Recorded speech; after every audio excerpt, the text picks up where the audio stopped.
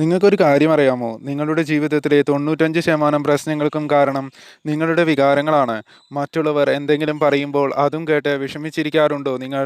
നിങ്ങൾക്ക് മറ്റുള്ളവരുടെ വാക്കുകൾ കേൾക്കുമ്പോൾ സന്തോഷവും ദേഷ്യവും തോന്നാറുണ്ടോ? ഇതിൻ്റെ എല്ലാം ഉത്തരം അതെ എന്നാണെങ്കിൽ നിങ്ങൾ തീർച്ചയായും ശ്രദ്ധിക്കേണ്ടിയിരിക്കുന്നു. ഞാൻ നേരത്തെ പറഞ്ഞ പോലെ നിങ്ങളുടെ ജീവിതത്തിലെ എല്ലാ പ്രശ്നങ്ങൾക്കും കാരണം നിങ്ങൾ തന്നെയാണ്.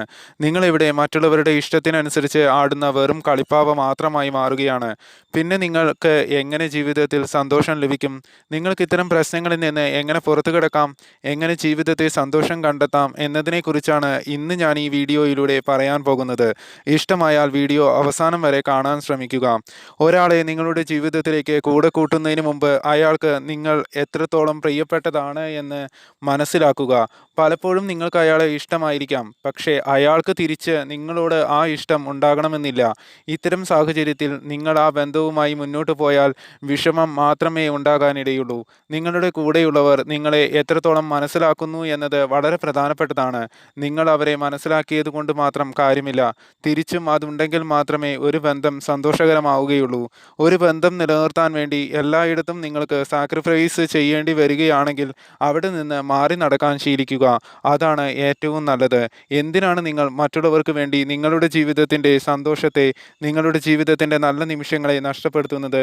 നിങ്ങളെ സ്നേഹിക്കുന്ന, മനസ്സിലാക്കുന്ന ഒരാൾ നിങ്ങളുടെ ജീവിതത്തിലേക്ക് കടന്നു വരിക തന്നെ ചെയ്യും. അയാളെ ഒപ്പം കൂട്ടുക.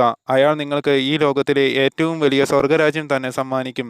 നമ്മളെ കുറ്റപ്പെടുത്താൻ ഈ ലോകത്ത് ഒരുപാട് പേരുണ്ടാകും. എന്നാൽ നമ്മളെ മനസ്സിലാക്കുന്ന ചുരുക്കം ചിലരെ ഉണ്ടാവുകയുള്ളൂ. അവരാണ് നമ്മുടെ ജീവിതത്തിൻ്റെ മുതൽക്കൂട്ട്. അവരെ ഒരിക്കലും നഷ്ടപ്പെടുത്താതിരിക്കുക. നിങ്ങളുടെ ജീവിതത്തിലേക്ക് കടന്നു വരുന്ന എല്ലാവരെയും കണ്ണടച്ച് വിശ്വസിക്കാതിരിക്കുക.